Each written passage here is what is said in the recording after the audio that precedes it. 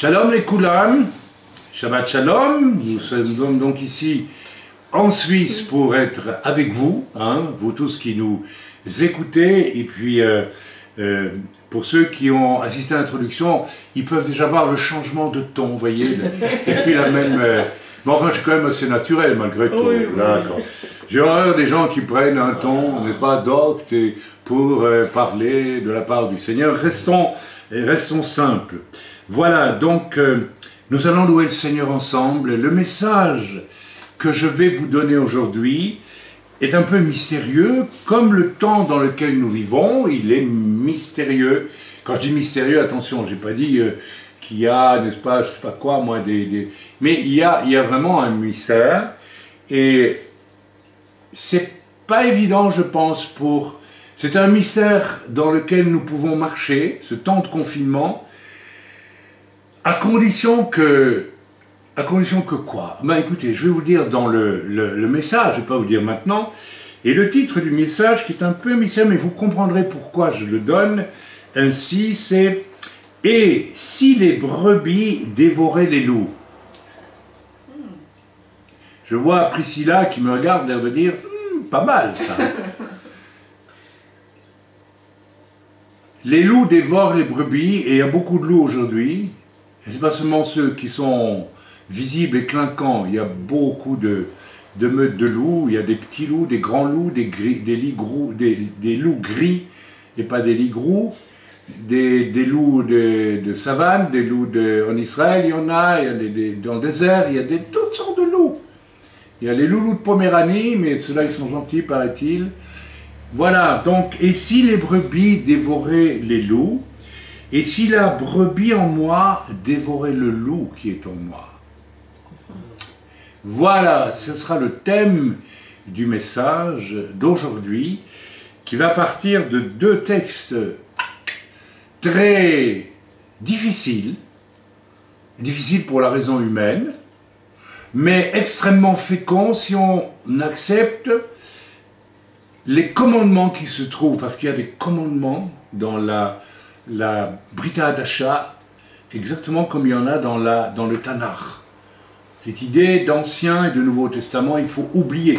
Vous devriez même arracher la page dans votre Bible, Nouveau Testament, ça ne veut rien dire. Il y a une continuité finalement spirituelle entre le Tanakh et la Brit Hadasha. Le Tanakh, donc les 5 livres de la Torah, plus Nevim Ketuvim, plus Brit Hadasha. Tout ça s'enchaîne en fait, il n'y a pas de césure. Et comme je l'ai clairement dit dans mon livre, le livre prophète que je viens d'écrire, en réalité, en mettant les commandements et la loi contraignants, supposés être contraignants, uniquement dans ce qu'on appelle l'Ancien Testament, et la grâce uniquement dans le Nouveau Testament, on a séparé les deux. Alors qu'en fait, dans le Nouveau Testament, ce que l'on appelle le Nouveau Testament, je préfère appeler la Brit Hadasha, il y a des commandements, il y en a plus de 350, je ne sais plus. Oui. Alors ce n'est pas les commandements, je sais, mais c'est les commandements. Voilà, que ça vous plaise ou non, c'est comme ça. Et quand vous regardez bien dans le Tanakh, mais c'est plein de grâce. Le Seigneur veut sans arrêt faire grâce à son peuple. Il veut loindre aussi. La grâce n'est pas seulement je te pardonne, c'est fini, tu peux continuer à faire ce que tu veux après. C'est pas seulement ça la grâce. Ça c'est la grâce royale au Moyen-Âge, je vous fais grâce. On ne vous coupe pas la tête. Non, c'est pas seulement ça. La grâce c'est aussi une descente de Dieu, c'est une onction, c'est un désir que Dieu a pour nous, la grâce. Eh bien, cette dimension de la grâce était déjà est présente depuis le début. Depuis le début de l'histoire humaine. Elle est là en fait. Bien, je suis déjà en train de parler d'un chapitre qui m'a plu, dont vous avez dit prophète. On va louer le Seigneur ensemble. Amen, vous êtes d'accord? Allez, donc, comme d'habitude, je vous écoute tous, je vous entends tous. Je rappelle que la plupart des gens, enfin tous les gens dans l'œuvre et puis quelques autres sont là aujourd'hui pour vivre le culte avec nous. Et donc, on chante tous ensemble pour notre Adonai, notre Éternel, notre Elohim, et nous le louons.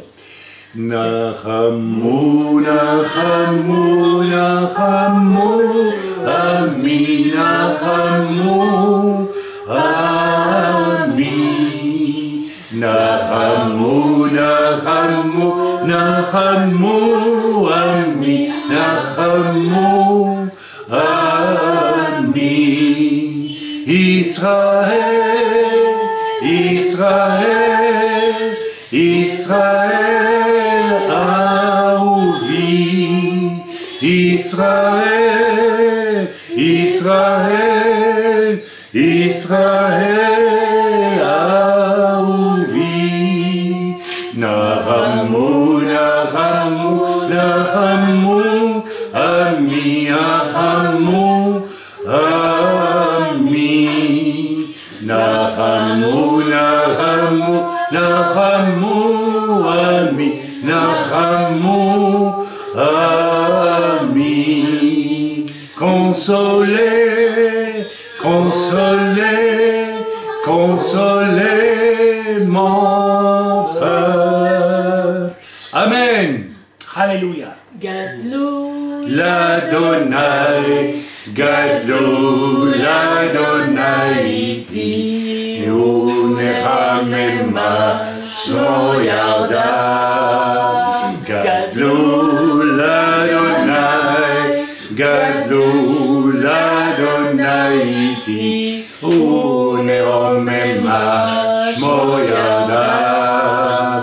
Karov Adonai lechol Yisrael ve'adai levu Yoshia. Gadlou l'Adonai, Gadlou l'Adonai iti, unerhamema shmo yadav. Gadlou l'Adonai, Gadlou l'Adonai iti, unerhamema shmo yadav. Einei Adonai el kol tzadikim ve'oznav el kol sharatam. Gadlou l'Adonai, Gadlou l'Adonai iti, unerhamema shmo yadav. Gadlou l'Adonai, Gadlou l'Adonai iti, unerhamema shmo yadav. Amen. Alléluia. Seigneur notre Dieu, nous te louons, nous te bénissons. Seigneur, et nous utilisons notre foi et notre autorité, Seigneur, pour vraiment déblayer de notre ciel spirituel ce qui doit être déblayé, afin que nous puissions t'adorer en esprit et en vérité comme il sied, comme il convient à notre Dieu. Merci Père, parce que tu es avec nous dans les combats comme dans les moments, Seigneur, où nous te louons Père et nous t'en remercions Seigneur. Merci que nous puissions te louer pendant que nous combattons aussi. Merci Père, dans le bon nom de Yeshua. Amen. Amen. Alléluia. Alléluia. Betzil shel neshama. Alléluia. Alléluia. Betzil shel neshama. Kol neshama te'aleluia. Alléluia, Alléluia, Kol neshama te'aleluia, Alléluia, Alléluia, Alléluia, louange à l'Éternel, Alléluia, Alléluia, gloire au Dieu d'Israël. Gai tambourin, cymbales sonnant, retentissez en son honneur. Et vous humains, dites encore, gloire au grand Dieu sauveur. In Eloheinu, velo ishan, velo ישן שומר ישראל, הנה לא ינום ולא ישן ולא ישן, שומר שומר ישראל, הנה לא ינום ולא ישן ולא ישן, שומר ישראל, הנה לא ינום ולא ישן ולא ישן, שומר שומר ישראל. ארצה עלינו, ארצה עלינו, ארצה עלינו, ארצה עלינו, ארצה עלינו, ארצה עלינו. כפרשנו וגם צדקנו, כפרשנו וגם צדקנו, אבל עוד לא קצרנו, אבל עוד לא קצרנו. הנה לא ינום ולא ישן ולא ישן, שומר ישראל, הנה לא ינום ולא ישן ולא ישן, שומר שומר ישראל. Amen. Merci Seigneur. Merci Seigneur pour ta paix. Frères et sœurs, vous vous rappelez, il y a un an, on chantait tous ces chants un peu comme en pleine forme, hein, vous vous rappelez? Maintenant, on les chante plus calmement, plus doucement. Vous allez dire, mais qu'est-ce qui a changé? Est-ce qu'on n'était pas bien il y a un an? Ben si, on était bien, mais en chantant fort, on faisait beaucoup de bruit. Aujourd'hui, on apprend à faire beaucoup moins de bruit et peut-être en arriver même à se taire. Et à écouter dans le grand silence du confinement, qu'est-ce que Dieu est en train de nous dire. C'est tellement important.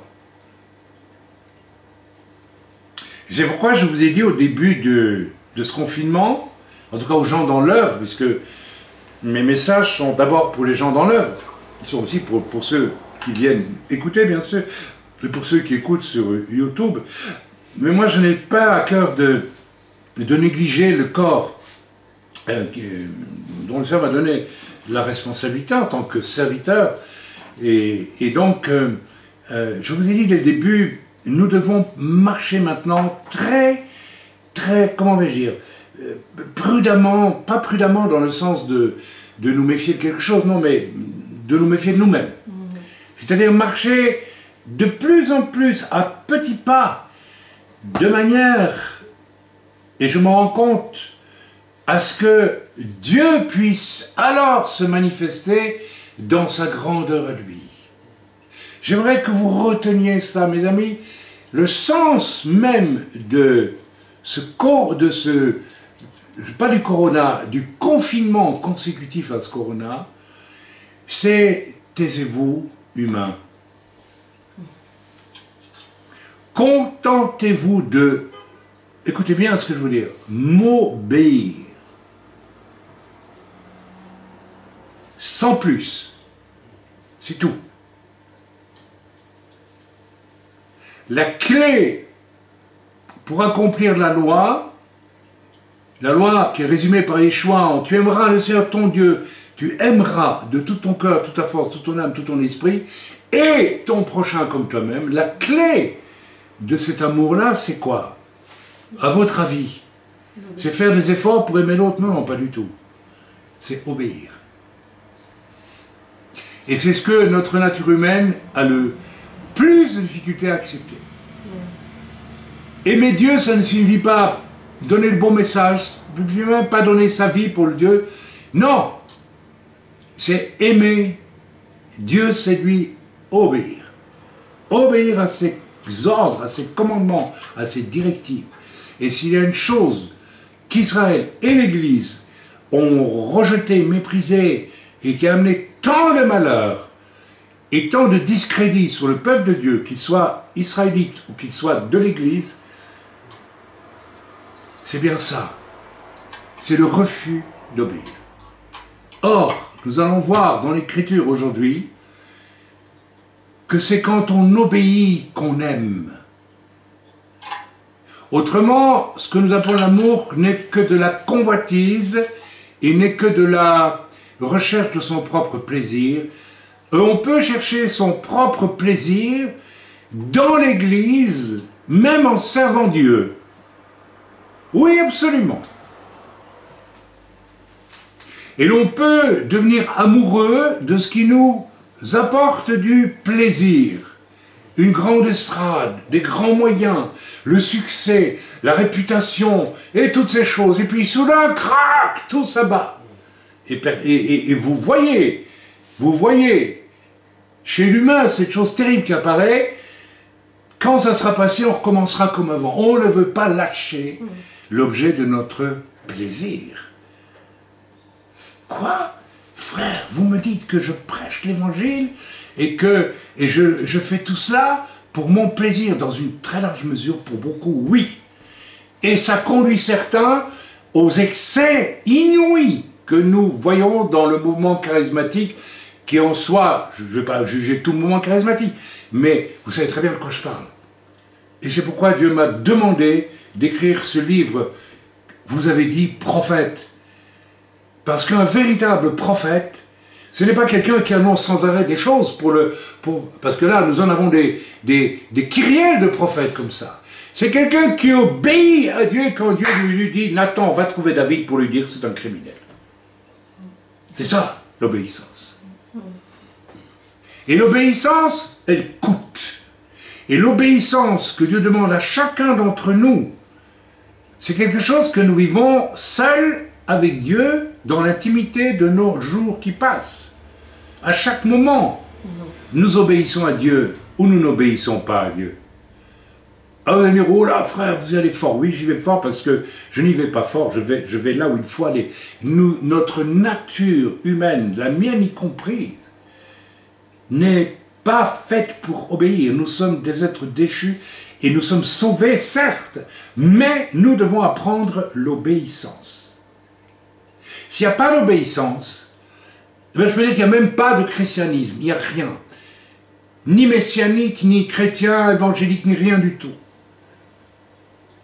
Vous n'êtes pas fatigué, vous, de tous ces religieux? Alors quand on les voit, les prêtres à Notre-Dame de Paris, dont on devine bien que ce sont des gens, n'est-ce pas, qui bénéficient d'une fonction dans un bâtiment extraordinaire, voilà, ça je dirais presque c'est la caricature. Et entre parenthèses, le toit de plomb, c'est pouf! Le toit de plomb qui empêchait peut-être le peuple catholique de Paris d'être en communion avec Dieu, qui était en communion avec un machin. Un beau machin peut-être, mais un machin d'homme, fabriqué par des hommes, avec des gargouilles qui ressemblent à des démons et toutes sortes de choses. Avec un objet qui est devenu emblématique, culturel, qui n'a plus rien à voir avec Dieu. Mais mes amis, quand on voit les gens qui servent dans cette église-là, et qui au fond ne sont pas du tout, on le sent, des gens qui obéissent à Dieu en rien du tout, ce sont des gens qui jouissent d'un cadre prestigieux pour, voilà, et qui en sont fiers même. Mais mes amis, ce mal existe dans nos milieux aussi. Il est inhérent à la nature humaine. Et c'est pourquoi j'ai intitulé mon message d'aujourd'hui « Et si les brebis dévoraient les loups? Et si la brebis en moi dévorait enfin le loup qui est en moi? » Parce que le loup, il est en chacun d'entre nous, mes amis. Alors il y a des chrétiens ici qui vont sentir des frissons dans le dos et dire « Zut, moi je croyais que c'était seulement pour quelques-uns. » Même pour Chaim Goel, parfois, il paraît qu'on l'a traité de loup ravisseur. Oui, bah oui, je ne sais pas en quoi, mais... Ah zut, ça c'était pour certains sur lesquels on s'acharne. Oui, il y a des grands loups ravisseurs. Mais vous savez, il y a des loups ravisseurs qui entraînent derrière eux beaucoup de brebis. Mais vous savez pourquoi les brebis les suivent? Parce que les brebis ont aussi dans le cœur quelque chose du loup. Les loups s'assemblent avec les loups. Oh là là, qu'est-ce qu'ils nous racontent là? Eh bien oui, mes amis. il n'y aurait pas de séducteur qui réussirait à entraîner à lui des foules entières, des milliers de personnes, quelquefois, et souvent, s'il n'y avait pas un loup qui sommeillait dans le cœur de ceux qui suivent le grand loup. Ceux qui ont laissé la brebis prendre le dessus comme Abel face à qui? À son frère Caïn, ne suivent pas les loups. Jamais. Mais nous devons aller au fond des choses avec ce problème. Nous allons lire 2 Écritures. C'est intéressant comme sujet. Hein? Ça en dit long. Ça en dit long, ça y est, je me regarde moi-même. Quelle est la partie en moi qui n'obéit pas nécessairement à Dieu? Eh bien, je vais vous dire, nous avons tous. Ici, il ne faut pas... Bien sûr que j'obéis à Dieu chaque fois que Dieu me demande de faire quelque chose d'essentiel. Mais vous savez, parfois, dans des petites choses pendant la journée, le Seigneur voudrait que, et puis, nous remettons un petit peu... Oui, mes amis, le Seigneur nous provoque, parce que je pense que si Yeshua revient bientôt, il revient bientôt, il ne pourra pas vivre avec nous, il ne l'admettra pas, si nous ne sommes pas arrivés à ce point d'obéissance totale, parfaite. Et je crois qu'un des bienfaits de ce confinement, c'est qu'il nous, je vais dire, attendez, je vais vous dire une chose, la palissade, c'est qu'il nous confine. C'est-à-dire qu'il nous restreint, il nous contraint à ne plus pouvoir penser à faire quoi que ce soit qui nous amuse, parce que c'est pas amusant d'être confiné. Et même nos intérieurs, jolis, etc., ça nous goûte même pas comme avant, n'est-ce pas? On n'arrose plus les plantes de la même façon. On sent qu'il y a quelque chose qui est en train de se restreindre de plus en plus à l'intérieur de nos têtes ou de nos cœurs. Et c'est là que ça se joue, c'est là que c'est important. Et que bientôt, nous n'aurons plus qu'une seule possibilité, c'est juste faire ce que Dieu veut seconde après seconde. C'est terrible, mais vous allez me dire, mais ça frère, c'est prêché depuis toujours. Oui, mais c'est prêché depuis toujours, mais c'est pas vécu. Et pour certains, c'est même pas vécu du tout.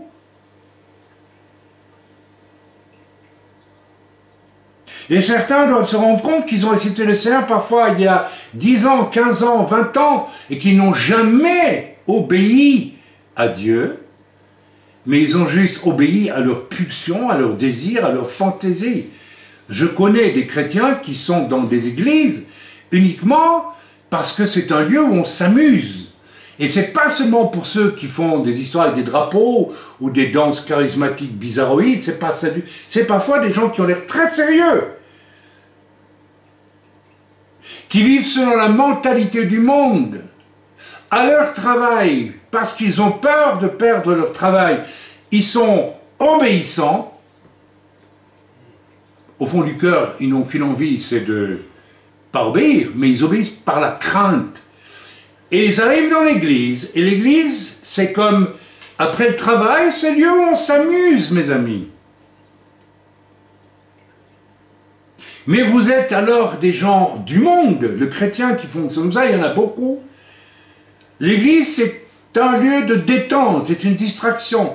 C'est un endroit où on va écouter quelques bons messages qui nous font du bien, et puis, mais on reste complètement dans cet esprit du monde qui fait que l'on n'obéit pas au Seigneur. Lisons ensemble, si vous voulez, la parole de Dieu. Luc 17, versets 17 à 10. Lisons ensemble. Qu'est-ce que je raconte, moi? 17 à 10. 7 à 10, pardon. Lisons ensemble la parole de Dieu. Qui de vous... Alors non, parce que c'est un passage qui va perturber normalement beaucoup d'entre nous. Après quoi courent les hommes? Les païens. On veut des sous, on veut ceci, on veut cela, on veut. Vous allez dire, mais ça c'est les païens. C'est les casseurs et certains manifestants, n'est-ce pas? On a vu ça avec les gilets jaunes. Attention, je ne remets pas en question la légitimité de certaines souffrances. Mais, parallèlement à ça, il y a l'aspect je veux des sous, je veux des sous, je veux des sous, je veux des sous. Mais d'accord, tu veux des sous, mais quand je rencontre en France, particulièrement sur les parkings, des jeunes de 25 ans qui me disent « Bonjour monsieur », dans l'espoir de recevoir une pièce, j'ai envie de dire « Mais tu peux te lever, tu montres-moi ton arrière-train, je vais te mettre, te botter les fesses, mais va bosser mon cher. Apprends à obéir. » Mais vous savez, ça va très loin cette mentalité. Ah non, je ne veux pas travailler, je désobéis. Bah écoutez, alors, mourrez de faim, c'est tout, n'est-ce pas? Alors vous direz, mais ça c'est pour le monde. Mais mes amis, dans l'église, nous avons la même chose. Ah oui, oui, oui. Lisons ensemble, parce que ce passage que nous allons lire, il est redoutable. Vous le lisez dans votre Bible, mais est-ce que vous avez réfléchi à la signification de ce passage? Lisons ensemble. Qui de vous, c'est Yeshua qui parle, ayant un serviteur qui laboure ou paie les troupeaux, lui dira, quand il revient des champs, approche vite et mets-toi à table.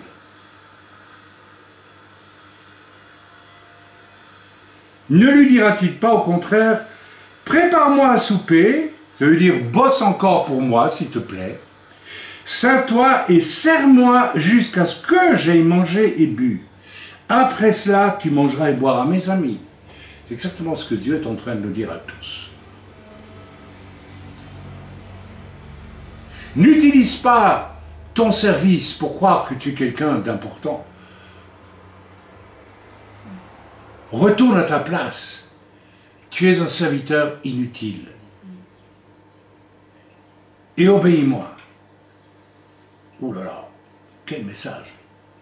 Il est tout simple. Il n'y a pas de grandes envolées ici, théologiques ou autres. Mais tellement adapté à ce qui se passe dans notre temps. Doit-il de la reconnaissance à ce serviteur, le maître, parce qu'il a fait ce qui lui était ordonné? Dieu nous doit-il une reconnaissance quelconque parce que nous aurions fait ce que Dieu nous a ordonné? Même pas. Et surtout pas. En aucune façon. Alors expliquez-moi l'arrogance de certains ministères, je l'ai vu faire devant moi, qui commandent au Saint-Esprit de venir et d'agir sur la terre. On est dans quel monde là? On est dans le monde des hommes de Dieu qui utilisent les outils que Dieu leur a donnés, y compris spirituels, pour satisfaire leur propre ministère, leur propre envie. Vous commencez à comprendre le message que Dieu nous envoie à nous, croyants, Yeshua, juifs messianiques ou pas, et que Dieu envoie sur toute la planète, à toute l'humanité. Mais c'est fini avec toutes les œuvres qui vous glorifient. Mais regardez une fois le monde en face. Regardez des émissions de télévision, des reportages, lisez les journaux, cherchez les motivations, même des gens de science et les écrivains, etc. etc. Mais c'est quoi le but dernier? C'est « je suis fameux ». Vous avez jamais remarqué ça? Je suis quelqu'un. La jungle humaine n'est faite que de rapports qui visent à mettre en valeur l'homme. Il n'y a que ça. J'ai vu 2 hommes avec un appel de prophète il y a 25 ans dans mon bureau, devant moi, se féliciter mutuellement, l'un disant à l'autre « Tu es plus grand que moi ». Mes amis, doit-il de la reconnaissance à ce serviteur parce qu'il a fait ce qui lui était ordonné? Mais aucune. Il est bien dit ordonné. Notre Dieu est un Dieu qui ordonne. Il y a 3 semaines d'ici, tout doucement, je sentais que Dieu était en train de me parler. Il faut que tu écrives un nouveau livre qui s'intitulera, vous avez dit, prophète. Non, le titre c'est moi qui l'ai mis, pardon. Mais voilà, le titre va avec le contenu. Dieu me préparait. Et soudain, un matin, j'étais dans mon lit, je me suis réveillé, je priais. Et Dieu m'a dit, aujourd'hui, je te donne l'ordre de commencer. Prends une feuille de papier, et Dieu m'a donné tous les grands thèmes de ce livre, en 5 minutes, 6-7 minutes, 10 minutes maximum. Ma femme était là. Et j'ai dit à ma femme, tais-toi, il faut que je prenne note. Dieu m'ordonne. Dieu me dit maintenant. Et mes amis, j'ai senti que j'avais l'ordre de le faire. C'était pas je te suggère, je t'invite. Non, là c'est l'ordre. Alors évidemment, Dieu ne se présente jamais devant nous comme un humain en disant je t'ordonne, mais nous sentons bien qu'il nous ordonne de faire. Et voilà ce qui nous manque à tous. Beaucoup de personnes se demandent pourquoi Dieu ne les utilise pas, mais tout simplement parce que tu es un rebelle. Et tu ne le sais même pas. Ta nature rebelle, tu ne la connais même pas. Tu ne sais pas que tu n'as jamais appris à obéir. Et tu ne veux pas obéir. Parce que tu es habitué à vivre seulement à l'obéissance de tes pulsions, de tes passions, de tes rêves, de tes distractions, de ce qui t'excite. Et cela même dans le domaine de la vie de l'Église, c'est ce que tu vis. Et là, tu n'es même pas un serviteur inutile. Tu es nul et non avenu dans ton comportement. Vous de même, quand vous avez fait tout ce qui vous a été ordonné, dites, nous sommes des serviteurs inutiles, nous avons fait ce que nous devions faire. Dans le cas où nous l'avons fait, dans le cas où nous faisons ce que Dieu nous demande de faire, ou bien ce que l'Église nous demande de faire, ou que nous prétendons vouloir faire, et que très souvent nous ne faisons pas, nous l'avons vu dans l'un, nous avons vu des personnes spécialistes du « oui, je veux bien faire ça et ça et ça », ne le faisant pas, ou faisant même autre chose que ce qu'on a demandé, mettant le comble à la rébellion. Mais ici on parle du cas où l'on fait ce que Dieu nous demande de faire. Eh bien, Dieu n'a même pas à nous dire formidable. Pourquoi ? Parce que, alors ce qui est mis en exergue là, je l'ai dit, c'est notre devoir d'humilité. Alors, vous allez dire, oui, mais nous, finalement, avec Dieu, qu'est-ce qu'on a comme joie? Ah bien, je vais vous la dire, la joie. Je vais vous la dire tout de suite. Quand j'avais 15 ou 16 ans, je dessinais déjà très bien, je peignais aussi, enfin bref, et mon papa, et j'aimais mon papa, malgré qu'entre lui et moi, ça se passait pas bien, mais j'aimais mon père. Et un jour, mon père, qui faisait partie du syndicat d'initiative de la ville où nous vivions en Belgique, m'a demandé, est-ce que tu pourrais nous peindre un immense panneau de 3 mètres de haut et de 10 mètres de long à peu près, représentant les marches folkloriques de l'Entre-Sambre-et-Meuse. Enfin bon, c'est un truc folklorique. J'ai dit oui tout de suite. Et j'ai ressenti un bonheur à faire plaisir à mon père, à lui obéir. Il ne m'a pas donné l'ordre, mais vous comprenez ce que je veux dire? Eh bien, pendant tout le temps où j'ai peint ça, j'étais heureux. J'étais profondément heureux. Parce que je dis, mon père va être content. Mon papa va être content. La différence entre mon papa terrestre et tous les papas terrestres et Dieu, c'est que les papas terrestres, après, ils ne donnent peut-être pas l'amour qu'il faudrait. Mais pendant que je le faisais, j'étais heureux. En réalité, frères et sœurs, essayons d'aller au fond des choses, mais vraiment au fond des choses, dans nos existences. Avons-nous déjà été heureux une seule fois sur la terre? Parce qu'à force de poursuivre nos désirs et même à travers soi-disant le Saint-Esprit parfois, alors que ce n'est plus le Saint-Esprit, est-ce que nous avons trouvé, est-ce que nous trouvons la paix et le bonheur? Non. Le seul moment où nous vivons une détente, un bonheur, une paix, qui nous accompagnera dans la vie éternelle d'ailleurs, c'est le moment où nous obéissons. Est-ce que nous avons déjà fait l'expérience d'obéir vraiment? Tout le monde va me dire que oui, je sais, d'accord. Que vous croyez en fait. Mes amis, absolument, cette humilité est absolument étrangère à l'orgueil du monde. J'étais frappé en préparant ce message. En une fois, j'ai vu le monde comme on ne le voit jamais. Il nous entoure de partout.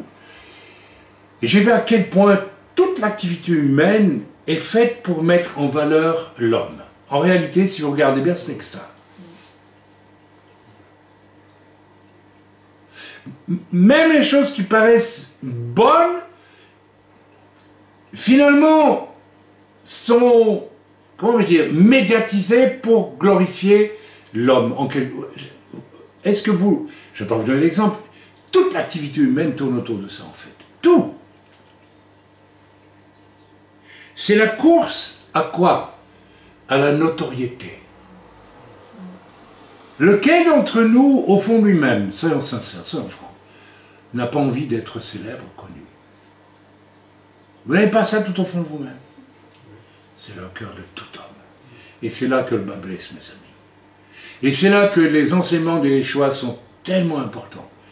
Si tu veux être le plus grand parmi tes frères, sois leur serviteur. Si vous ne devenez comme des enfants, vous ne pouvez pas. Pourquoi? Quand j'ai élevé 4 fils, le cadet de mes 4 fils, quand je lui demandais, je n'osais même pas lui demander un service, parce que la façon dont il me répondait était extraordinaire. Il aimait faire plaisir à son papa. Il obéissait au doigt et à l'œil. Il disait tout de suite, oui, je le fais. C'est pour ça que le Seigneur a dit, si vous ne devenez pas comme des enfants, très souvent devenir un homme, un adulte, c'est devenir un rebelle. C'est devenir un rebelle. Combien de jeunes, une fois mariés, oublient leurs parents? Pourquoi? Parce qu'ils sont rebelles, c'est tout. Ils sont rebelles. C'est plus facile de se débarrasser de papa et maman et de s'amuser à faire sa propre petite famille. Alors attention, je ne dis pas que les beaux-parents et les parents doivent interférer dans les coups. Non, pas du tout. La parole de Dieu est très claire à ce niveau-là. Ils quitteront père et mère, ils feront... Mais c'est souvent une espèce de prétexte, parce qu'en fait, on n'a jamais été un enfant vraiment soumis. On arrivait de notre rébellion, de notre indépendance. Vous l'avez tous fait. Je l'ai fait aussi. Vivement que j'ai 20 ans et un peu plus, j'en vois tout paître, n'est-ce pas? La rébellion est profonde dans nos cœurs. Alors que l'Écriture nous dit, honore ton père et ta mère si tu veux vivre longtemps heureux. Ça veut dire qu'il y a quelque chose au fond de nos cœurs qui veut se défaire de tout ce qui est commandement de respect de l'autre, de Dieu et de l'autre, afin de devenir, à nos propres yeux, quelqu'un, quelque chose, je ne sais pas. Vous me comprenez ou vous ne comprenez pas? Ça vous paraît vrai ou pas vrai? Eh bien, mes amis, c'est là que le bas blesse, et c'est là qu'il faut réfléchir à ce confinement actuellement. Qu'est-ce que Dieu est en train de nous dire? Je vous coupe les ailes de partout pour vous amener à une toute petite chose, rien du tout devant moi, afin que peut-être, si vous êtes enfin un peu intelligent, vous marchiez dans l'obéissance à petits pas, d'abord, à tout petit pas. Parce que si je vous donne à faire des grands pas tout de suite, vous allez vous sentir important, n'est-ce pas? Et moi, je me retire parce que je ne supporte pas votre orgueil. Donc, vous allez marcher un tout petit pas et vous allez voir à quel point ma gloire est grande. Waouh! C'est un message extrêmement positif par rapport à tout ce qui se passe aujourd'hui, même dans les églises, qui sont dépouillées de leurs moyens. Vous me suivez ou vous ne me suivez pas? Et dites, entre nous, depuis qu'on est confinés dans l'œuvre, vous n'avez pas remarqué que, quand même, il s'est passé des choses glorieuses. Et il s'en passera encore. Mais tout ça, mes amis, Dieu va être glorieux au-dessus de vous, dans la mesure où vous marcherez tout petit. Tout petit. Autrement, alors vous savez, je ne sais pas ce qui arrivera après ce confinement. Je n'en sais rien. Je ne sais pas. Personne ne sait. Personne ne sait.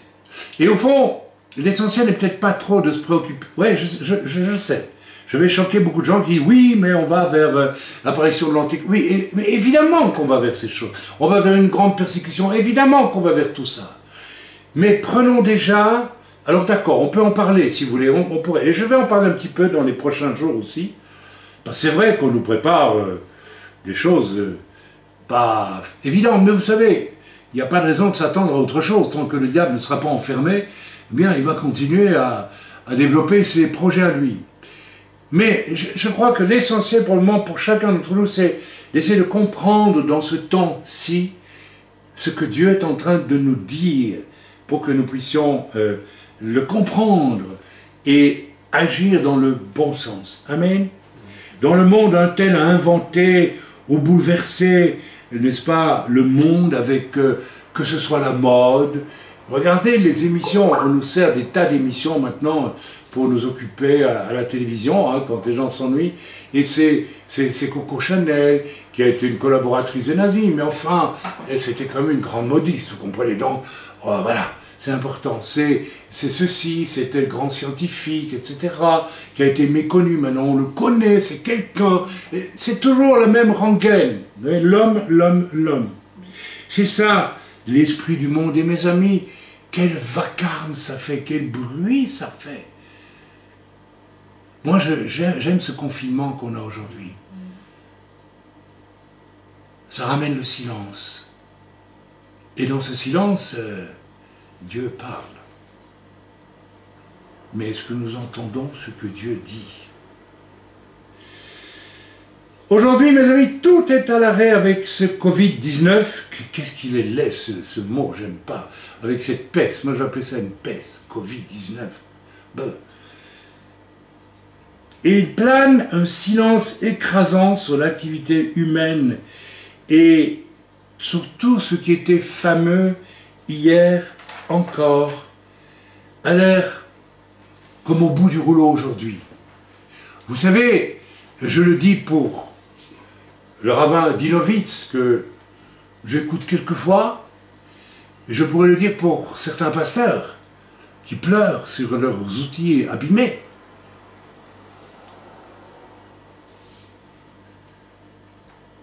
Mais quand je reçois, ou plutôt je reçois les derniers messages du rabbin Dinovitz, et le titre c'est « J'en ai marre de parler ».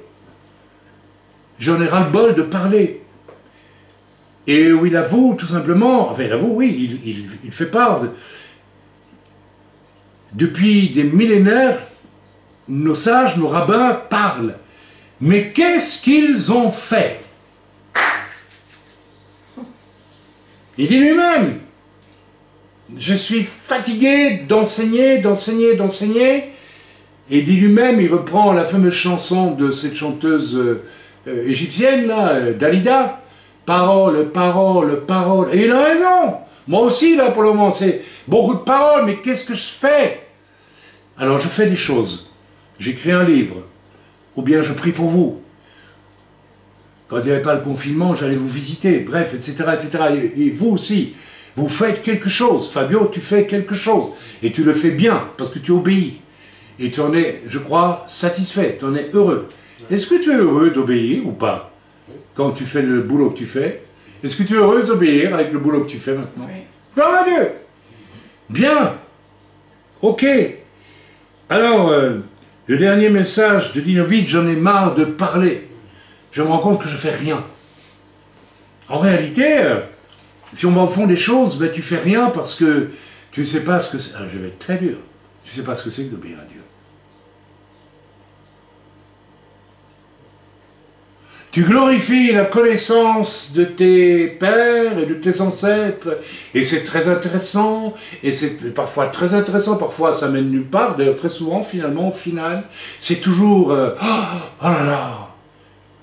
Et je ne parle pas ici pour critiquer Dinovitz, vous savez, je suis parfois fatigué de voir sur YouTube ou dans le domaine de la littérature chrétienne que inlassablement on répète les mêmes choses. C'est les mêmes livres avec les mêmes témoignages, les mêmes doctrines, et chaque fois c'est extraordinaire, et il faut absolument que vous lisiez ça. Mais qu'est-ce qu'il y a de nouveau dans tout ça? Oui, je dis bien de nouveau. Où est l'esprit prophétique en marche aujourd'hui dans l'Église? Où sont les nourritures adaptées vraiment à notre époque? Il y en a très peu, mes amis. Très peu. Et quand il y a des nourritures adaptées à notre époque, les gens ne s'y intéressent pas. Parce que le loup en eux veut se gaver de choses qui les chatouillent ou leur semblent faciles, agréables. C'est tellement plus facile de lire le 42e témoignage dans le même genre, ou le 42 millième livre sur tel ou tel, etc., que de s'attaquer à du solide.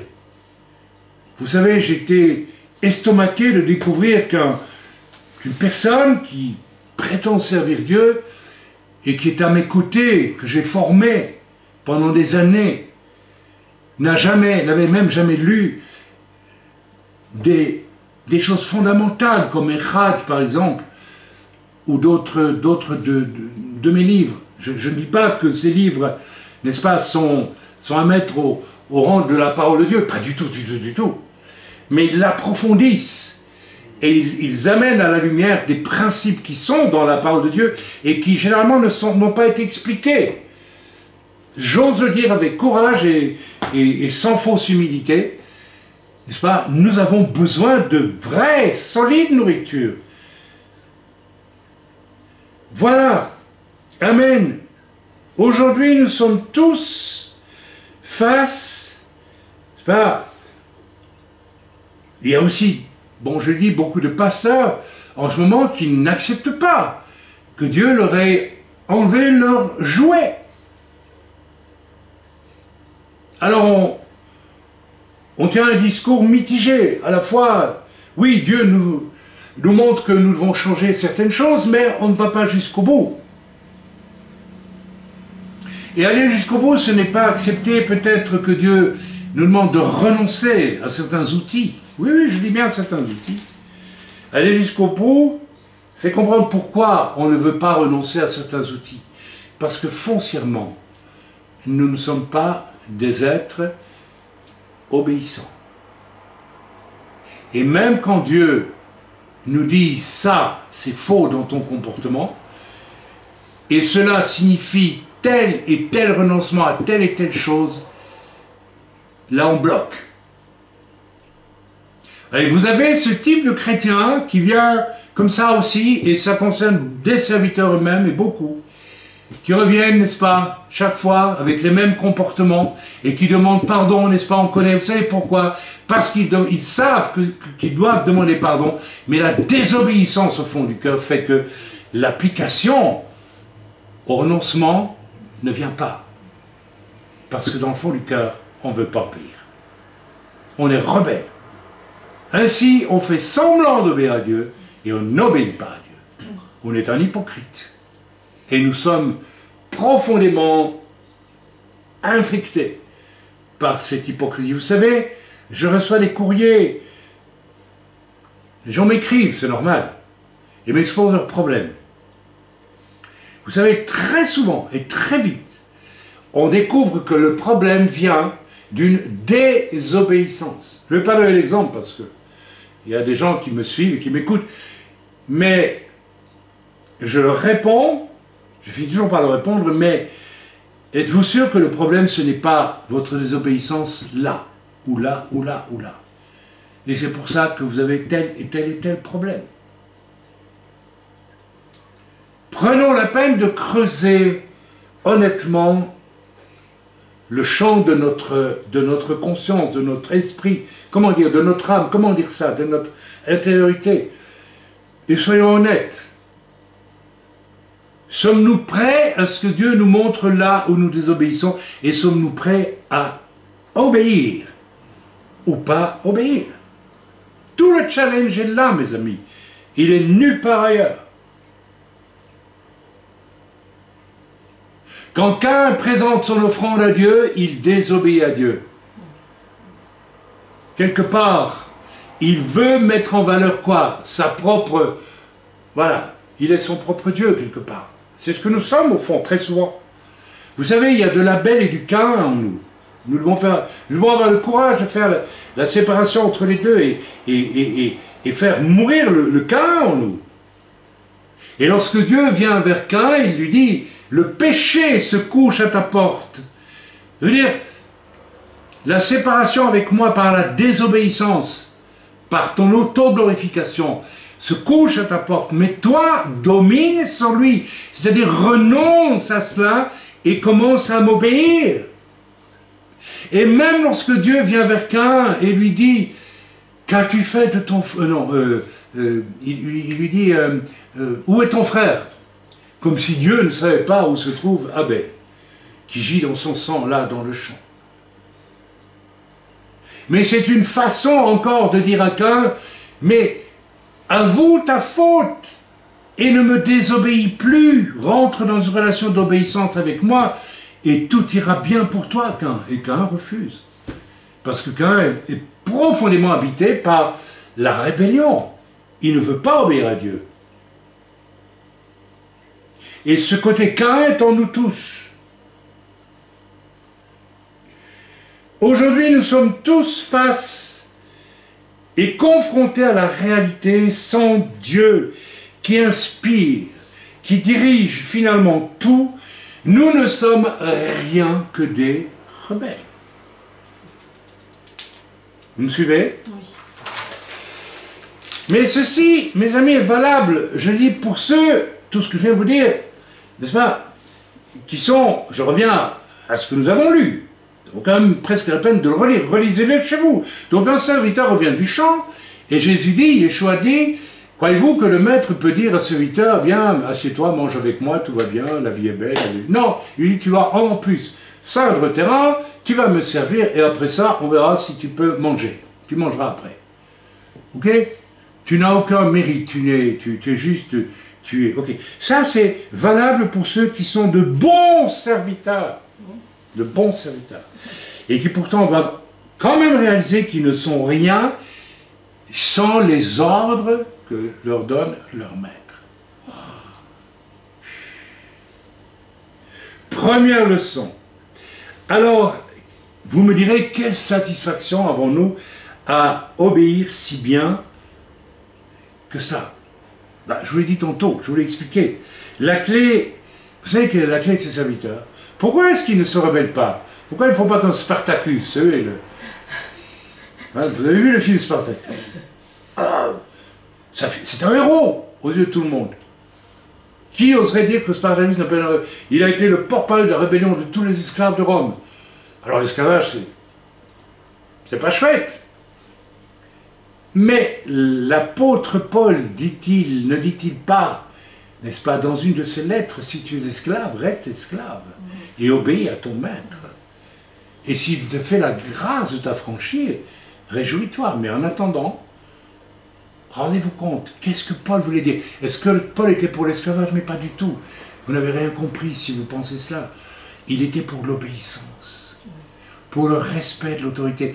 Vous savez, même Paul aura besoin du message, puisque Agabus va venir vers Paul un jour, va prendre sa ceinture et lui dire, là où tu ne voulais pas aller, désormais tu vas aller, Paul. Ça veut dire que même toi, tu vas être contraint à l'obéissance totale.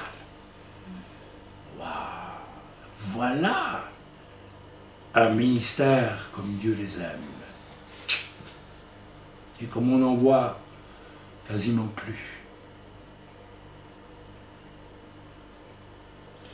La clé, mes amis, c'est que ces serviteurs n'ont pas l'esprit de Spartacus ni de Caïn. Ils aiment leur maître. C'est étrange, vous savez.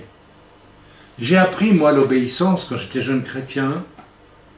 Je vais toujours donner le témoignage de mon patron, qui était un pistonné politique, qui ne comprenait rien au travail que j'accomplissais dans le domaine culturel, enfin bref, et auquel je devais m'adresser toutes les semaines pour lui soumettre mon travail. Alors l'homme était embarrassé parce qu'il ne comprenait même pas, non franchement, le quart du discours qui se trouvait dans mes projets, il ne comprenait pas. Ou plutôt, ça ne l'intéressait même pas. Ça ne l'intéressait même pas. S'en foutait. Lui, il aimait le football. Chacun aime ce qu'il veut. Moi, je n'aimais pas le football. Chacun aime ce qu'il veut. Ou n'aime pas ce qu'il veut. Et alors, je le regardais de haut. Je disais, mais qu'est-ce que c'est pour un patron? C'est pas possible. Hein?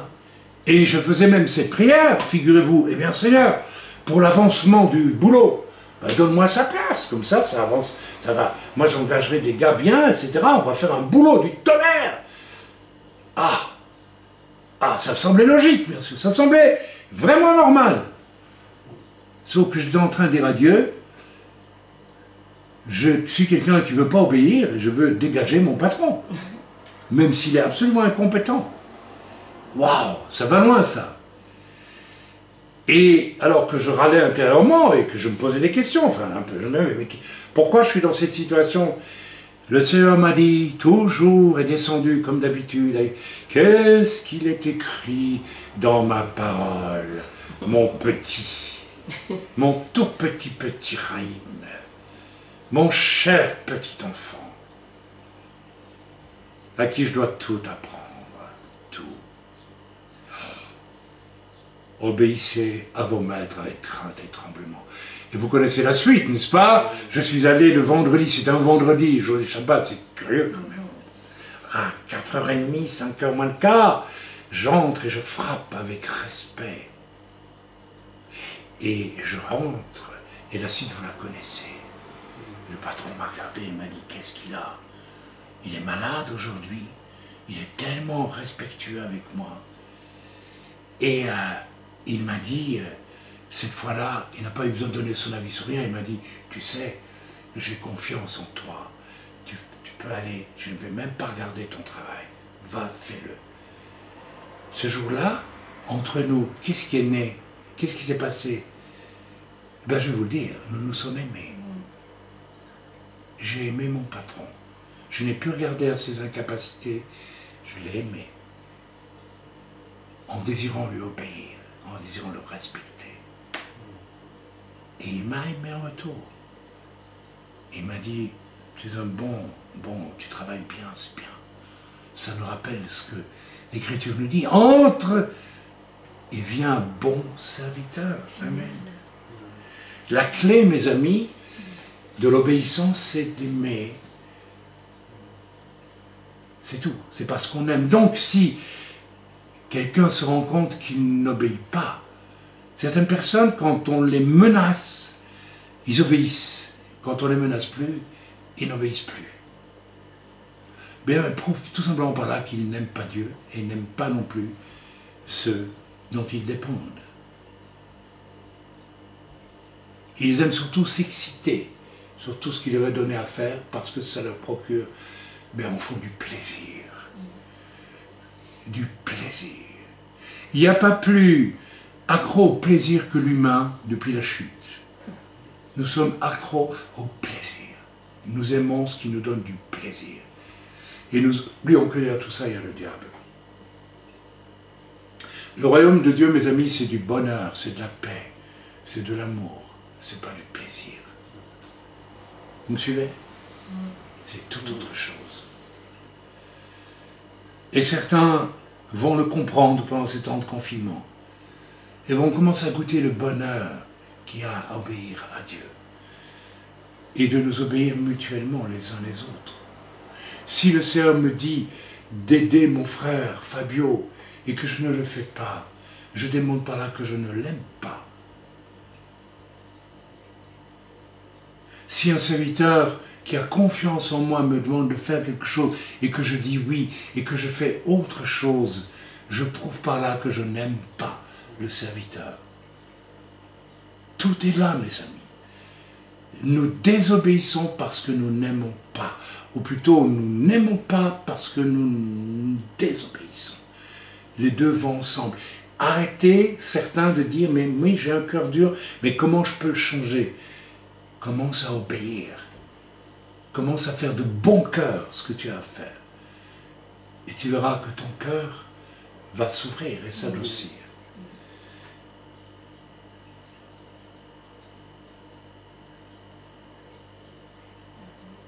Voilà l'image parfaite de ma relation avec Dieu, de ma relation avec ceux qui sont mes maîtres.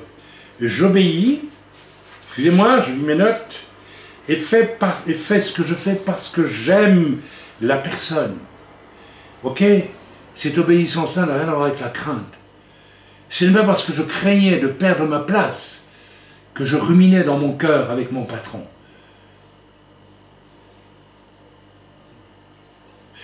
Tous les collègues qui travaillaient avec moi, ils étaient à peu près une quinzaine de personnes à travailler dans le service où j'étais.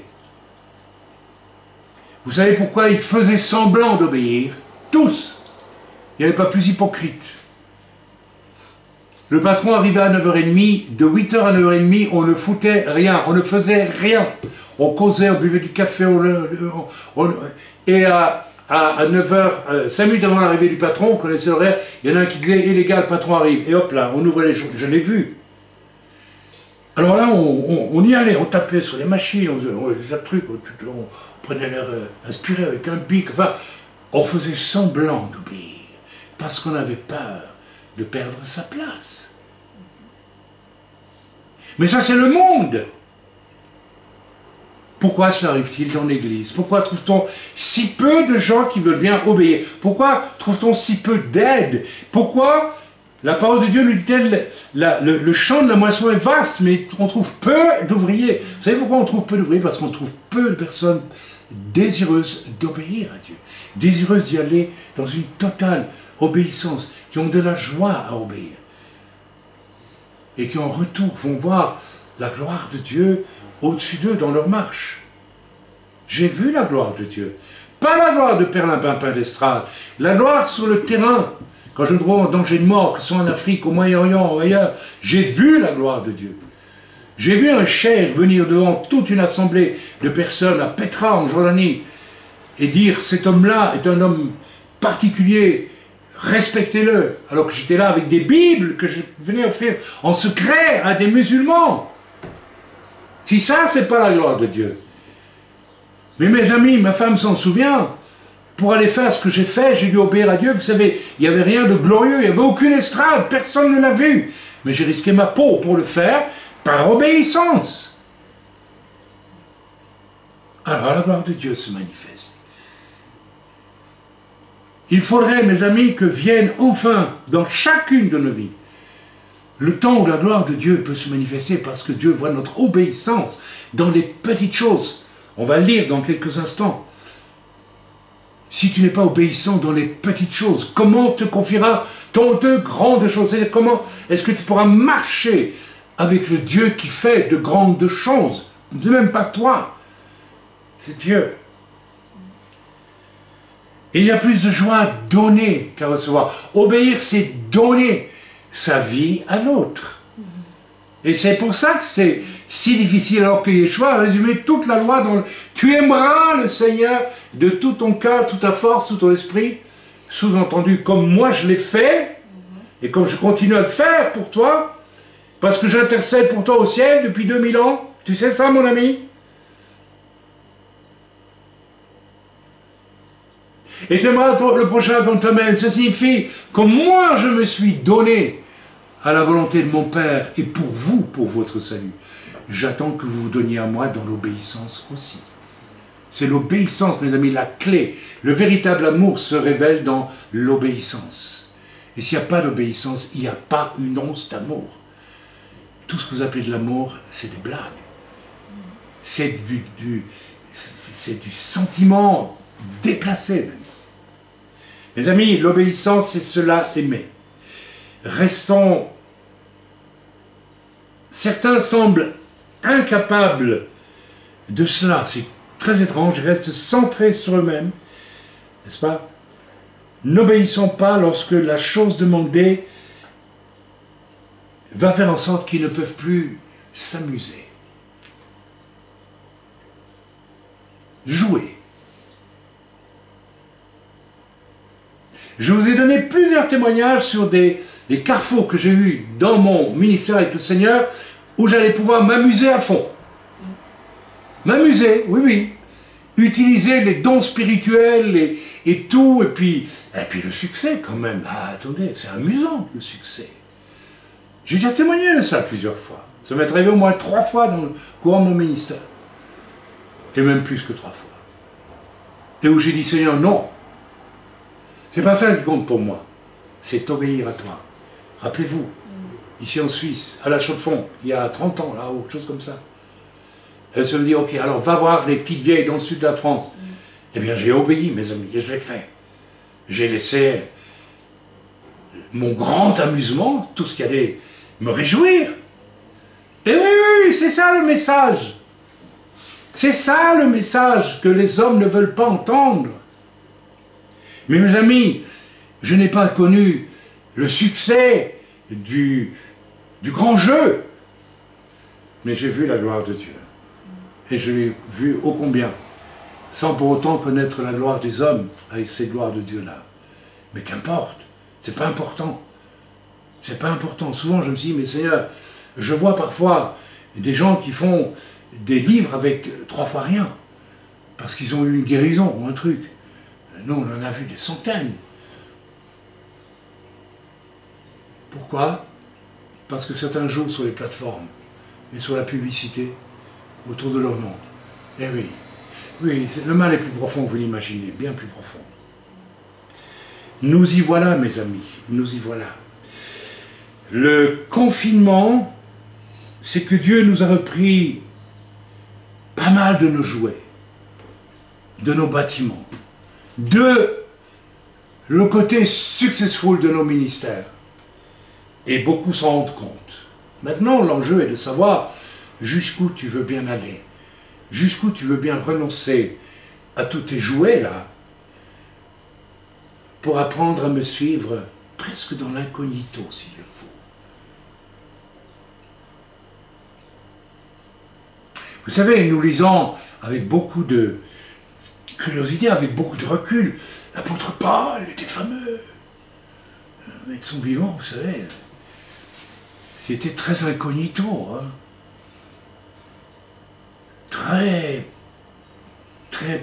peu de choses. Yeshua lui-même,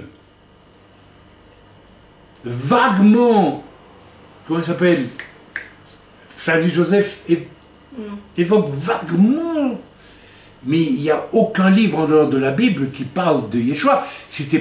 Il n'a pas été une vedette connue de tout le monde antique. Il était connu de ceux qui étaient capables de le suivre à petits pas, avec humilité. C'est tout.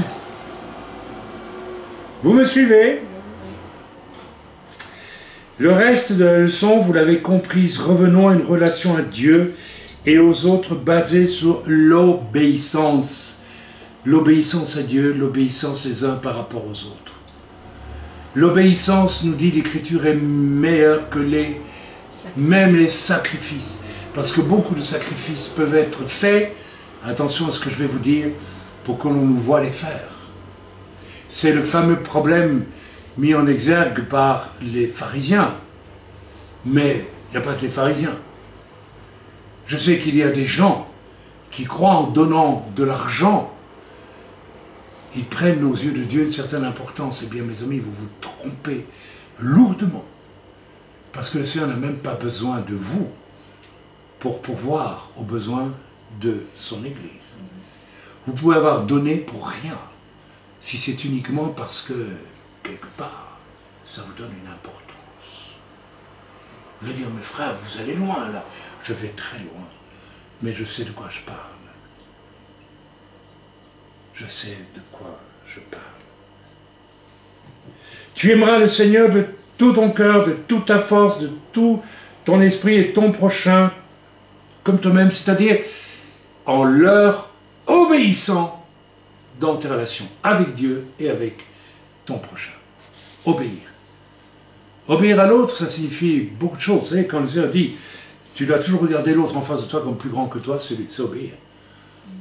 Je dois voir Priscilla plus grande que moi. D'ailleurs, elle est à peu près pas loin d'avoir ma taille. Comme je me tasse et qu'elle grandit. Oui, oui. Non, mes amis, ça va très loin. Ça va, c'est très. L'obéissance mutuelle à ce qui revient à l'autre sera la clé de l'harmonie entre nous. Vous savez, avec les gens qui obéissent à Dieu, on n'a jamais de problème. Avec ceux qui n'obéissent pas à Dieu ou qui font semblant d'obéir à Dieu, vous avez tout le temps des problèmes. Vous avez des jeunes convertis avec lesquels vous n'avez jamais de problème. Vous avez des gens qui ont 20 ans, 25 ans de vie chrétienne, vous avez tout le temps des problèmes avec eux. Pourquoi? Parce qu'au fond d'eux-mêmes, ce sont des rebelles qui n'ont jamais appris à obéir. Ils n'aiment ni Dieu, ni leur prochain. Lisons maintenant dans Luc 16. On va lire autre chose. À partir du verset... On va lire tout. C'est une sombre histoire. Très sombre histoire. Quand je la lis chaque fois, je suis un peu irrité. Oui. Il est irrité avec la parole de Dieu, le frère Raïm. Ben oui, il y a des aspects pas agréables. Moi, quand je lis que Judas là pour se pendre, je ne suis pas du tout excité ni réjoui, en parlant de l'excitation. Jésus dit aussi à ses disciples, un homme riche avait un économe qui lui fut dénoncé comme dissipant ses biens. Donc c'est un homme malhonnête. Bien. Vous savez, tout ce que nous faisons dans l'Église, non par obéissance, mais uniquement parce que ça nous amuse, bien certaines personnes, quand je prends le recul et que je les observe, je dis, mais Dieu t'avait demandé de faire ça, je t'ai demandé de faire ça, tu as accepté de le faire, tu as dit que oui, c'était du Seigneur, tu voulais le faire, tu ne l'as pas fait. Qu'est-ce que la personne a fait? Ce que je viens de vous lire, mes amis. Elle a dissipé les biens du maître. Il y a des gens qui, depuis des années, dissipent les biens du maître. Chaque fois que tu désobéis à Dieu, tu dissipes les biens du maître. Si Dieu te dit fais ça et tu ne le fais pas, tu dissipes les biens du maître. Tu dissipes les moyens que Dieu veut mettre en œuvre à partir de ton obéissance. La foi sans le courage, la foi sans l'obéissance, ça n'existe pas.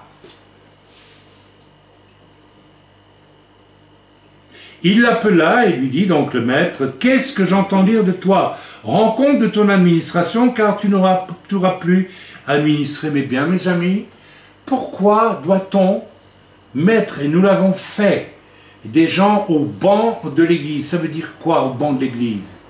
On te met à part, tu n'administres plus les biens, tu ne fais plus ce que tu faisais, parce que tu le fais constamment dans la désobéissance et dans le manque d'amour pour Dieu et pour ceux avec qui tu travailles. Donc on te met à part, tu ne fais plus rien. Et là, on observe quoi?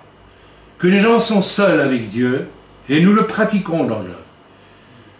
Il y a une personne qui a été mise au banc de l'Église, ce n'est pas une humiliation, c'est une nécessité pendant une année.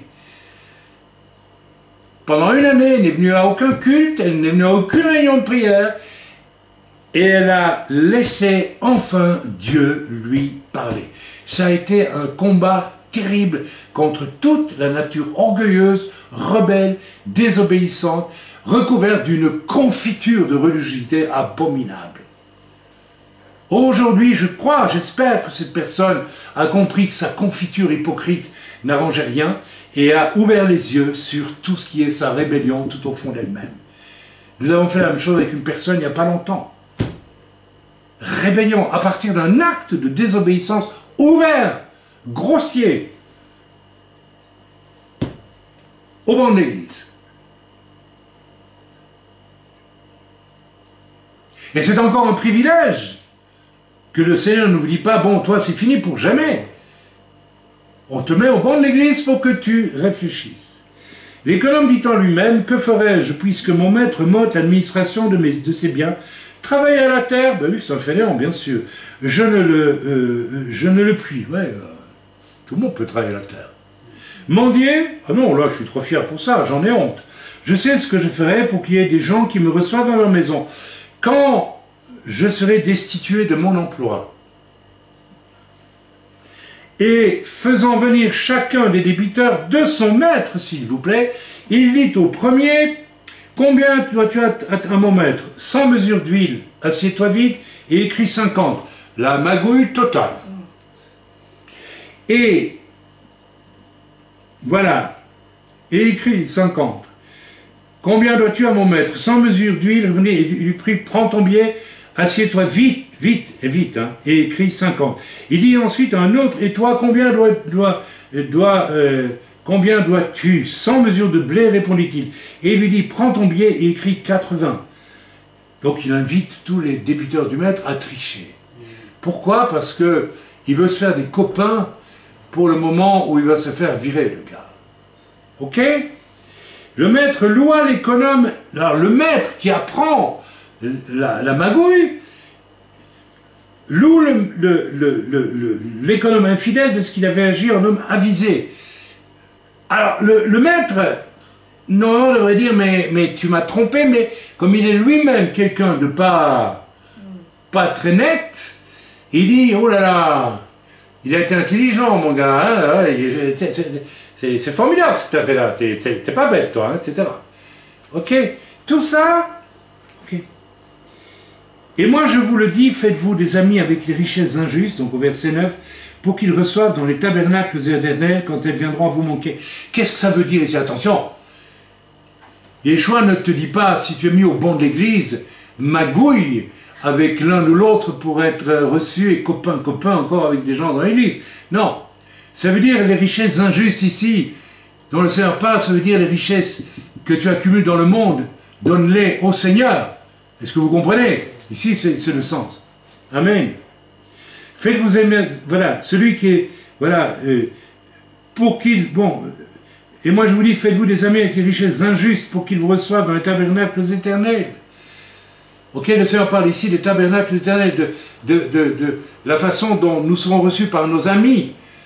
À partir du moment où j'aime mon frère Fabio, et je fais ce que je dois faire pour lui, en obéissance au Seigneur, quand il fait le zozo, ce qu'il ne fait jamais,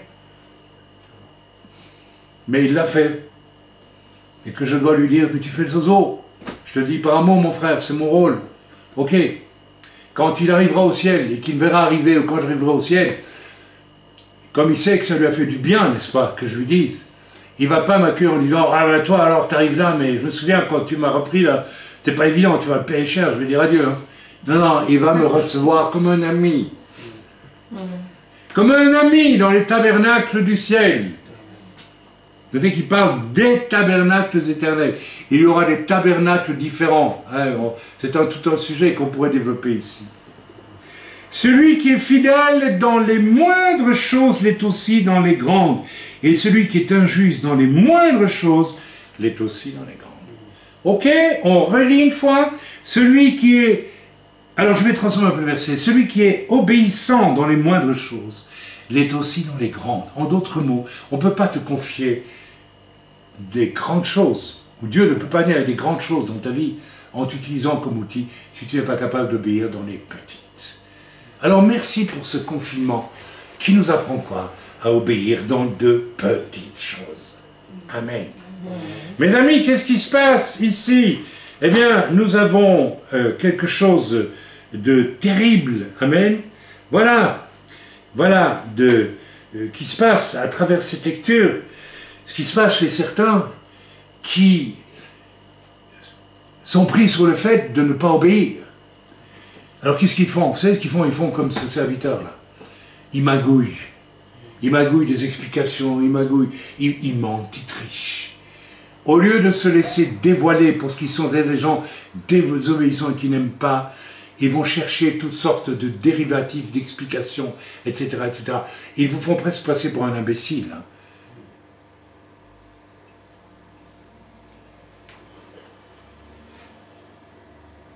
Ils ne font qu'aggraver leur situation et ils ne comprennent pas que lorsqu'ils sont pris sur le fait de faire des choses où ils désobéissent à Dieu, ils n'obéissent pas du cœur à Dieu, mais ils devraient se repentir et apprendre qu'aimer Dieu ou aimer son prochain, c'est apprendre à obéir, à faire de bon cœur ce que Dieu ou mon prochain me demande.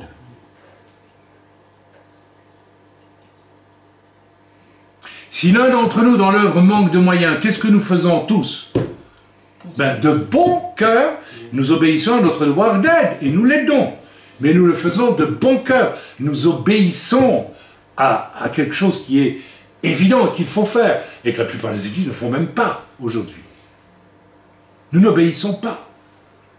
Il y a une série de commandements dans la Brit Hadasha que nous aimons entendre prêcher, mais auxquels nous n'obéissons jamais. Les 6 commandements relationnels. Marie, aimez vos femmes. Femmes, soyez soumises à vos maris. Enfants, honorez vos parents. Parents, n'irritez pas vos enfants, mais instruisez-les. Serviteurs, obéissez à vos maîtres avec crainte et tremblement. Et vous, maîtres, ne les malmenez pas, etc., etc. Tout le monde a lu cela. Qui le pratique? Qui obéit à la parole de Dieu? Qui décide pour lui-même un jour d'obéir? De dire, je vais obéir. Si tu veux être grand dans le royaume des cieux, de Dieu et des cieux d'ailleurs, eh bien je te dis une chose.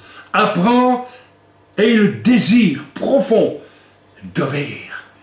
C'est là que tu prouveras que tu aimes Dieu. Autrement, tu n'as jamais aimé Dieu. Autrement, tu n'as jamais aimé personne que ta sale, égoïste, petite personne. Et tu en es dérisoire. Quelquefois, ça devient une honte de voir, n'est-ce pas, à quel point ces personnes sont uniquement centrées sur elles-mêmes, tout en disant, je sers Dieu, je fais ça, je fais ça, je fais ça. Et tu fais rien, mon vieux. Tu fais rien, ma vieille. Ok.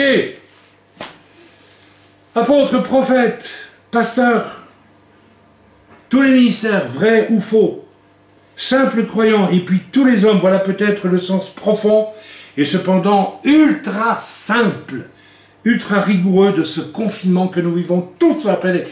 Gens du monde comme gens de l'Église, comme gens du peuple d'Israël, tout le monde. Rappelez-vous le message que j'ai donné au début de ce confinement, frères et sœurs. Maintenant, nous allons apprendre à marcher à petits pas en obéissant au Seigneur. Et le Seigneur a commencé à vous dire, téléphone à telle personne. Toi, si telle personne te téléphone, recontacte-la, témoigne, etc. Et vous avez commencé à le faire. Parce que l'essentiel, le commandement premier que le Seigneur nous a donné avant de partir, rappelez-vous, il y a 2000 ans, va et annonce la bonne nouvelle à ceux qui sont autour de toi. Mais nous n'obéissons pas. Parce que nous n'aimons pas les autres. Nous préférons notre confort, nous préférons notre facilité. Nous ne voulons pas prendre de risques. Vous savez, il y a des gens auxquels on doit revenir pour essayer de les convaincre que Jésus est la seule solution à leur problème et qui vous répondent avec agressivité. Alors on peut avoir attention, se dire, ben, j'arrête. Et si ça te dit, continue, tu continues. Il est là le challenge. Tant qu'on ne souffre pas, on veut bien obéir. Mais tant que ça devient un peu difficile, alors là on n'obéit plus. Alors Yeshua aurait pu dire, c'est trop difficile pour moi. Alors Seigneur, non, je ne monte pas sur la croix. Mais mes amis, nous ne pouvons pas échapper à la croix. La croix, c'est pas seulement le lieu de notre délivrance, de notre libération, de notre confort spirituel, moral, physique, tout ce que vous voulez. C'est aussi le lieu de notre mort à nous-mêmes. Nous ne pouvons pas déroger, nous ne pouvons pas passer à côté. Si nous ne voulons passer à côté, nous sommes des lâches. C'est impossible. Et le confinement actuel nous ramène devant cette vérité fondamentale. Ok ? Amen. Le message pour ce temps n'est-il pas par terre tout ce qui brille ou semble être de l'ordre de la réussite humaine, soi-disant au nom de Dieu, pour réapprendre à marcher à beaucoup plus petits pas, incognito même, afin que Dieu qui est grand puisse marcher au-dessus de nous et révéler sa gloire à lui. Voilà. Et je termine le message par ceci, n'est-ce pas, que nous avons lu. Si tu n'es pas fidèle et obéissant, c'est moi qui ajoute, hein, dans les petites choses, comment pourra te confier, le Seigneur pourra-t-il te confier de grandes choses? Je crois que le message est clair, il est à la fois individuel et il est collectif. Il est à la fois pour chacun d'entre nous, peut-être pour l'une ou l'autre personne qui peut-être commence à comprendre quelque chose. Elle est vraie pour tout le monde aujourd'hui. Les païens, comme les chrétiens, comme les juifs, tout le monde, comme les bouddhistes, comme les musulmans. Il y a un message de Dieu.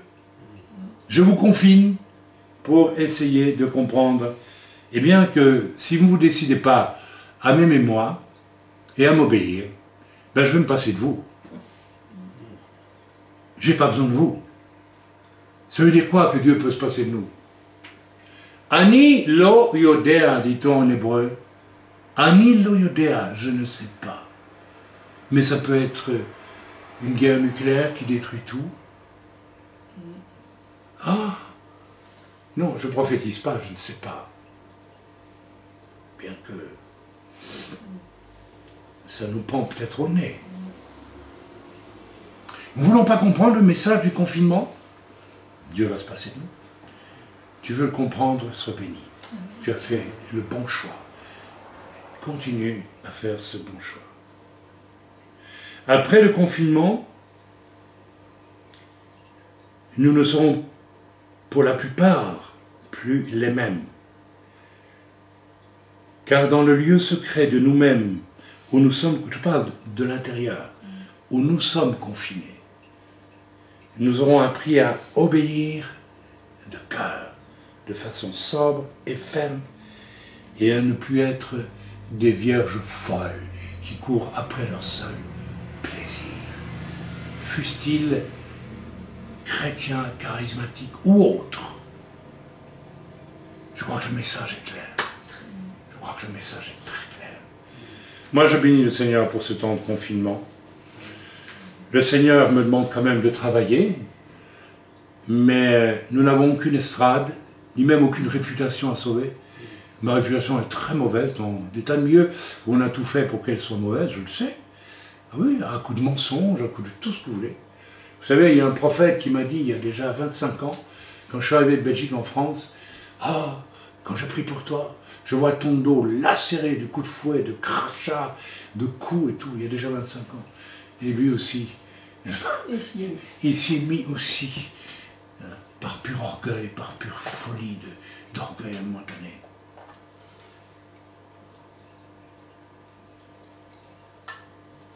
Frères et sœurs, j'ai vu de quoi nous sommes capables, nous qui nous disons enfants de Dieu.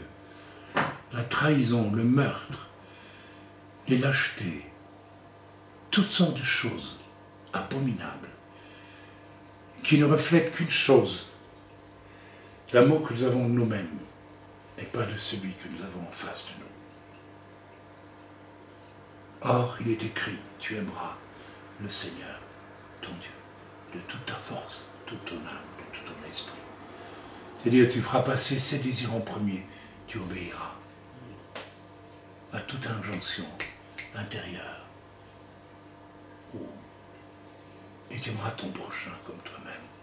C'est-à-dire que tu chercheras à obéir à tout ce qu'il a dans sa vie et qui nécessite que tu fasses quelque chose pour lui. Vive le confinement. Vive le confinement. Je ne sais pas ce qui viendra après, ou plutôt, je m'en doute, mais je n'ai pas la permission d'en parler. Ça aussi, c'est typiquement prophète. On ne dit pas tout. On ne peut pas tout dire. Même ça, c'est obéir à Dieu. Même ça, c'est obéir à Dieu. Mes amis, ça aussi, Dieu parfois nous fait pressentir des choses et nous dit, mais je veux voir si tu vas m'obéir, tu ne le diras pas. J'ai vécu quelquefois ce genre d'expérience avec Dieu, où Dieu m'a dit, je veux ça, parce que ça ne servira à rien de le dire maintenant. Donc tu ne le dis pas. Tu m'obéis ou tu ne m'obéis pas? C'est beau l'obéissance à Dieu. C'est la meilleure chose qui puisse nous arriver. Prions ensemble maintenant. Prions. Et que ceux qui doivent prier là où ils se trouvent, puisque nos frères et sœurs sont sur Skype, je pense, eh bien priez. Priez avec un cœur saint. Et s'il vous plaît, ne faites pas des paroles uniquement. Paroles, paroles, paroles. Si votre repentance n'est que parole, taisez-vous. Et si réellement votre repentance devient action, et décidez, parce qu'on aime Dieu qui nous aime, de lui obéir, et d'obéir à ce qu'on nous demande, et de ne pas magouiller ensuite pour essayer d'expliquer ce que nous n'avons pas fait, que nous aurions dû faire à cause d'eux, c'est toujours à cause de quelqu'un d'autre. Hein. Rappelez-vous. Oh, mais c'est la femme que tu m'as donnée hein, qui a fait que j'ai désobéi. Ah oui, c'est toujours comme ça, c'est toujours l'autre, c'est toujours à cause de l'autre.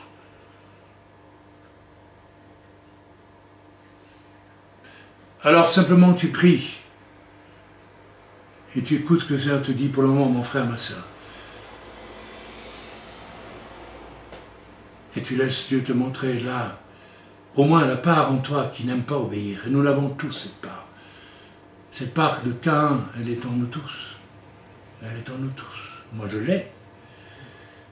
J'ai appris au maximum depuis des années à la laisser de côté, et à choisir la part Abel, qui obéit, en esprit et en vérité. Et j'accepte que Dieu doive encore me perfectionner. Voilà, je fais cette confession devant vous tous, parce que je dois encore être perfectionné. Si Agabus a dû mettre une ceinture au rein de Paul pour lui dire « à partir de maintenant tu vas aller où tu ne souhaitais pas aller, mais tu vas y aller », c'est bien que nous avons besoin, jusqu'au bout, de reconnaître notre tendance profonde à ne pas obéir à Dieu, à vouloir faire de nos vies ce que nous voulons en faire, et pas ce que Dieu veut en faire. Vous avez entendu ce que je vous dis? À vouloir faire de nos vies ce qu'il nous plaît d'en faire, et pas d'accepter ce que Dieu veut en faire. Autrement, si nous ne comprenons pas cela, si nous n'acceptons pas ça, je le répète, arrêtez de vouloir faire de nos vies ce que nous voulons en faire, y compris dans le ministère, mais faire de nos vies ce que Dieu veut en faire. Nous ne sommes pas du tout nés de nouveau. Nous sommes peut-être sauvés parce que nous avons accepté Yeshua, mais nous ne sommes pas nés de nouveau. Nous sommes bloqués. Alors à nous d'en prendre conscience. À nous de le confesser à Dieu, dans le bon nom de Yeshua. Amen.